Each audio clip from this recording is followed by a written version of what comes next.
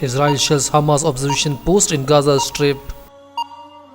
US envoy quitting shows failure of Middle East plan, Hamas. UK and Israeli premier meet, discuss Iran nuclear crisis.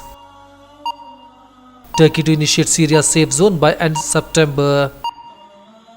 60,000 local forces needed to secure Daesh freed territory. Egypt family buries Morsi's son next to father's grave. Malaysian premier meets Russian president.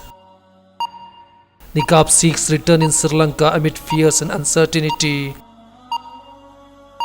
Rohingya not a security threat, activist.